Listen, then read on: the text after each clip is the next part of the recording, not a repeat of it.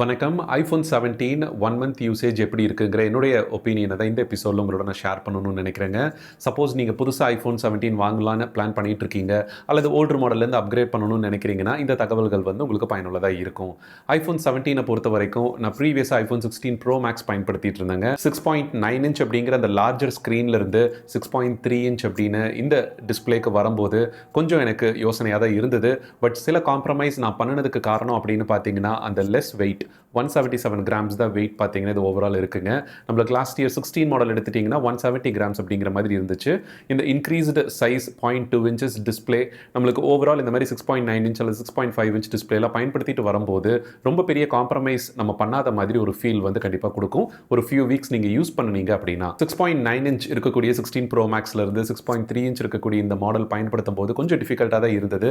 பர்டிகுலராக டைப்பிங் பார்த்தீங்கன்னா நான் அந்த லார்ஜர் டிஸ்பிளேல ரொம்பவே கம்ஃபர்டபுளாக பண்ணிட்டு இருந்தேன். பட் இதில் வந்து எனக்கு கொஞ்சம் டெக்ஸ்ட் வந்து கிராம்ப்டாக இருந்தது, ஃபிங்கர்ஸ் வந்து க்ளோஸராக இருக்கிற மாதிரி ஒரு ஃபீல் இருந்தது. ஆல்மோஸ்ட் இந்த 1 மந்த் யூசேஜில் ஓரளவுக்கு செட் ஆயிருச்சு.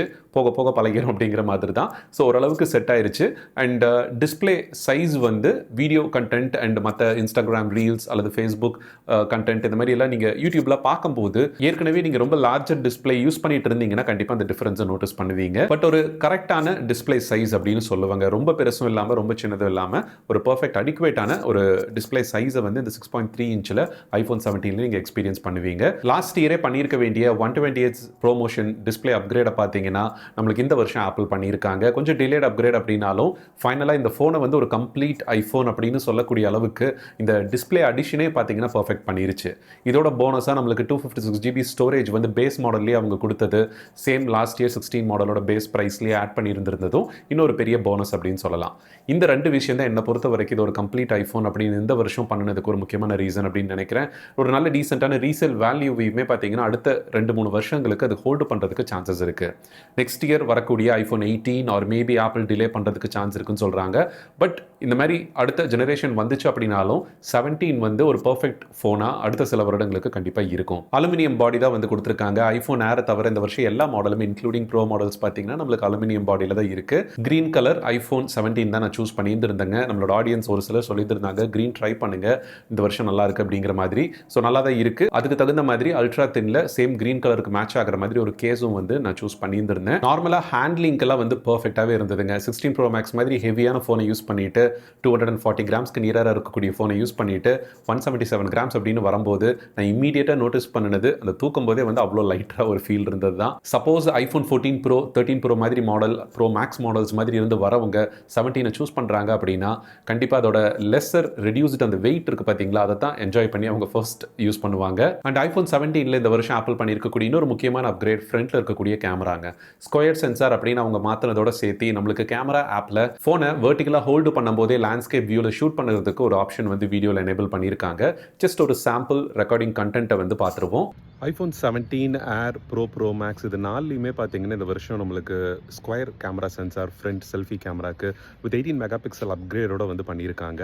அதனால நீங்கள் அவுட்டோரில் வீலாக் இந்த மாதிரி எது ரெக்கார்ட் பண்ணுறீங்க அப்படின்னாலும் உங்களுக்கு போத் வெர்டிக்கல் அண்ட் லேண்ட்ஸ்கேப் வந்து ஈஸியாக பண்ண முடியுங்க. இப்போ நான் ஸ்விட்ச் பண்ணி காமிக்கிறேன். ஸோ ஃபோனை நீங்கள் வந்து ரொட்டேட் பண்ணாமையே லேண்ட்ஸ்கேப்க்கு வந்து ஹோல்டு பண்ணணும்னு அவசியம் இல்லாமையே ஜஸ்ட் வெர்டிக்கலாக நம்ம ஹோல்டு பண்ணிக்கிட்டே பார்த்தீங்கன்னா இந்த மோடில் வந்து நம்ம கேப்சர் பண்ணுறதுங்கிறது பாசிபிளுங்க. ஸோ கம்ஃபர்டபுளாக ஹோல்டு பண்ணிவிட்டு ஃபோனை நீங்கள் எதிர் செல்ஃபி ஸ்டிக் யூஸ் பண்ணாலும் சரி அல்லது கையிலேயே நீங்கள் யூஸ் பண்ணுறீங்கனாலும் உங்களுக்கு வைட் ஆங்கிள் வீடியோ வேணும் அப்படிங்கும்போது நீங்கள் ஃபோனை வந்து ரொட்டேட் பண்ணணும்னு அவசியம் இருக்காது. ஸோ இந்த ஃப்ரண்ட் கேமரா இதை ஸ்விட்ச் பண்ணிவிட்டு ரியல் டைமில் நீங்கள் வெர்டிக்கல் அண்ட் லேண்ட்ஸ்கேப்னு சொல்லி ஸ்விட்ச் பண்ண முடியாதுங்க. ரெக்கார்டிங் ஸ்டார்ட் ஆகிறதுக்கு முன்னாடியே இதை செட் பண்ணிட்டு தான் நம்ம ஸ்டார்ட் பண்ணுற மாதிரி இருக்கும். ஆடியோ நல்ல கிளாரிட்டியாக இருக்கணும் அப்படின்னா நீங்கள் ஹெட்ஃபோன் அல்லது ஏர்பாட்ஸில் வந்து இப்போ ஸ்டூடியோ குவாலிட்டி மைக் ரெக்கார்டிங் ஃபீச்சரும் வந்து கொடுக்குறாங்க. ஸோ அதையும் வந்து நீங்கள் தேவையான யூஸ் பண்ணலாம். சேம் மோட் பார்த்தீங்கன்னா ஜஸ்ட் வீடியோ மோடில் மட்டும் இல்லாமல் சினிமேட்டிக் மோட்லேயும் நீங்கள் இதே மாதிரி லேண்ட்ஸ்கேப் வீடியோ ஷூட் பண்ணலாம். ஸோ சப்ஜெக்ட் வந்து நீங்கள் இப்படி பேக்ரவுண்ட் பிளர் பண்ணணுமா இல்லையா அப்படின்னு இப்போ நான் ஷூட் பண்ணிட்டு இருக்கிற மாதிரி நீங்கள் கம்ப்ளீட் பிளர் பண்ணி வந்து காமிக்கலாம். ஸோ நீங்கள் தான் ஃபோக்கஸில் இருப்பீங்க. கண்டென்ட் வந்து என்ன நீங்கள் ஸ்டோரி சொல்கிறீங்க அப்படிங்கிறத தெளிவாக நீங்கள் சொல்ல முடியும். பேக்ரவுண்ட் வந்து நல்ல ஒரு டிஎஸ்எல்ஆரில் எடுக்கிற மாதிரி ஒரு டெப்த் எஃபெக்டோட நீங்கள் காமிக்கிறதுக்கு சினிமேட்டிக் மோடில் பார்த்தீங்கன்னா உங்களுக்கு நல்ல லைட்டிங் கண்டிஷன்ஸில் எடுக்கணும். அது ஒன்று தான் சினிமேட்டிக் மோடில் இருக்கக்கூடிய ஒரு ரெக்குவயர்மெண்ட். பேக்ரவுண்டை நீங்கள் ரியல் டைம்லேயும் அட்ஜஸ்ட் பண்ணலாம், அல்லது நீங்கள் விதின் ஃபோன்லேயே போஸ்ட் ப்ரொடக்ஷனில் நீங்கள் எடிட் பண்ணிவிட்டு ஃபோட்டோஸ் ஆப்பில் பேக்ரவுண்டை சேஞ்ச் பண்ணி அட்ஜஸ்ட் பண்ணிவிட்டு சப்ஜெக்டை அதுக்கப்புறம் நீங்கள் எக்ஸ்போர்ட் வந்து பண்ணிக்கலாம். அண்ட் பாட்டமில் நம்மளுக்கு USB-C 2.0 போர்ட்டு தான் பார்த்தீங்கன்னா இன்னுமே அவைலபிளாக இருக்குது. ப்ரோ சீரிஸ்க்கு மட்டுமே நம்ம ப்ரோரெஸ் ப்ரோரா ஷூட்லாம் பண்ணுவோம் அப்படிங்கிறதுனால ஆப்பிள் அதை வந்து லிமிட் பண்ணியிருக்காங்க. அண்ட் பேஸ் இந்த 17 மாடலில் நம்மளுக்கு 480 mbps வரைக்கும் maximum read and right speed வந்து சப்போர்ட் ஆகிற மாதிரி இருக்குங்க. சார்ஜிங்கை பொறுத்த வரைக்கும் நம்மளுக்கு இதில் 45 வாட் ஃபாஸ்ட் சார்ஜிங் சப்போர்ட் இருக்குது. பட் டேட்டா ட்ரான்ஸ்ஃபர் மட்டும் பார்த்தீங்கன்னா அதில் ஒரு லிமிட்டை வந்து நம்ம எக்ஸ்பீரியன்ஸ் பண்ணுவோம். அண்ட் ரியர் கேமரா அப்படின்னு எடுத்துட்டிங்கன்னா ரெண்டுமே நம்மளுக்கு இந்த தடவை 48 மெகா பிக்சல் லென்ஸ் அப்கிரேட். போன வருஷமே நம்ம எதிர்பார்த்த மாதிரி தான். Wide angle lens 48 mega pixel advanced அவங்க ஃபியூஷன் கேமரா அப்படின்னு சொல்கிறதோட சேர்த்து அல்ட்ரா வைட் ஆங்கிள் லென்ஸுக்கும் பார்த்தீங்கன்னா 48 மெகா பிக்சல் அப்கிரேட் கொடுத்துருக்காங்க. இதனால பெரிய டிஃபரன்ஸ் இருக்குமா அப்படின்னு கேட்டால் நம்ம அல்ட்ரா வைட் ஆங்கிளில் ஷூட் பண்ணும்போது கார்னர்ஸில் இருக்கக்கூடிய சின்ன சின்ன பிளர்ஸ் இந்த மாதிரி இஷ்யூஸை ஆப்பிள் வந்து இதில் அட்ரஸ் பண்ணியிருக்காங்க. ஸோ பர்டிகுலராக நீங்கள் ஃபோட்டோஸ் அல்ட்ரா வைட் ஆங்கிளில் ஷூட் பண்ணுறீங்க அப்படின்னா கொஞ்சம் இன்னும் பெட்டராக ஷார்ப்பராக கண்டென்ட் வந்து விவிடாக இருக்கிறதுக்கு சான்சஸ் இருக்குது. ஒரு டீசென்ட்டான ரியர் கேமரா அப்கிரேட் இந்த தடவை நடந்திருக்குங்க. ஆனால் ஃப்ரண்ட் கேமராவில் நடந்திருக்கக்கூடிய 18 மெகா பிக்சல் சென்சார் அப்கிரேட் தான் பார்த்தீங்கன்னா வீலாக் பண்ணணும்னு நினைக்கிறவங்க, கான்டென்ட் கிரியேஷனில் இருக்கணும்னு நினைக்கிறவங்க both rear and front camera சைமல்டேனியஸாக யூஸ் பண்ணுறதுக்கு நம்மளுக்கு கேமராவில் ஆப்ஷனும் இருக்குது. டிஃபால்ட்டாகவே தேர்ட் பார்ட்டி ஆப்ஸ் எதுவும் யூஸ் பண்ணாமையே. ஸோ கான்டென்ட் கிரியேட் பண்ணணும்னு நினைக்கிறவங்க 17 மாடல் வரது ஒரு பெஸ்ட் சாய்ஸாக இருக்கும். இன்டர்னலாக பார்க்கும்போது நம்மளுக்கு A19 chip set with 8GB RAM பார்த்தீங்கன்னா அவைலபிளாக இருக்குங்க. லாஸ்ட் இயர் 16 மாதிரியே தான். 256GB இன்டர்னல் ஸ்டோரேஜ் அப்கிரேட் இந்த தடவை பேஸ் லைன் 128 இல்லாமல் ஆப்பிள் பண்ணியிருக்கிறது ஒரு வரவேற்கத்தக்க விஷயம் அப்படின்னு சொல்லலாம். அண்ட் ரொம்ப முக்கியமான ஒன்று இந்த battery performance. At present battery performance என்ன கேட்டிங்கன்னா iOS 26.1க்கு அப்புறம் ரொம்பவே பெட்டராக இருக்குது. 26 அண்ட் 26.0.1 அப்டேட்ஸ் எல்லாம் நைட் மேர் அப்படின்னு தான் சொல்லணும். ஈவன் 17 மாடல்ஸ்லையுமே பேட்டரி பர்ஃபார்மன்ஸ் போராத இருந்துச்சு. 26.1ல் ரொம்ப ரொம்ப பெட்டராக இருக்குது அப்படின்னு சொல்லலாம். ஈவன் நல்ல பாசிட்டிவ் ஃபீட்பேக் 26.2ல் வந்து வந்துட்டு இருக்குங்க. ஸோ எதனால் இதை சொல்கிறேன் அப்படின்னா ஈவன் தோ உள்ள இருக்கக்கூடிய MAH கெப்பாசிட்டி ஸ்லைட் இன்க்ரீஸ் நடந்திருந்தாலும் உள்ள இருக்கிற iOS-ஓட பக்ஸ் தான் பார்த்தீங்கன்னா நம்மளுக்கு பேட்டரி ட்ரெயினுக்கு ஒரு முக்கியமான ரீசனாக அமையுது. நீங்கள் இப்போ iPhone 17 பயன்படுத்திட்டு இருக்கீங்க அப்படின்னாலும் சரி, இல்லை எடுக்க போகிறீங்க அப்படின்னாலும் அட்லீஸ்ட் iOS 26.2 வந்ததுக்கப்புறம் கட்டாயமாக அப்டேட் பண்ணிட்டு செக் பண்ணிங்கன்னா நல்ல பர்ஃபார்மன்ஸ் இம்ப்ரூவ்மெண்ட் உங்களுக்கு தெரியும். பேசிக் யூசேஜுக்கே ஆப்பிள் அவங்க ஸ்பெக்ஷீட்டில் சொல்லியிருக்கக்கூடியது லாஸ்ட் இயர் 16 மாடல் 22 ஹவர்ஸ் கொடுக்கும் அப்படிங்கிறதுலேருந்து இப்போ 30 ஹவர்ஸ் கொடுக்கும் அப்படின்னு சொல்லியிருக்காங்க. லிட்ரலி நம்மளுக்கு iPhone 17 Plus அப்படிங்கிற ஒரு மாடல் இல்லாத இடத்த இந்த பேட்டரி வைஸ் 17 மாடல் வந்து திருப்திப்படுத்துகிற மாதிரி இருக்குது.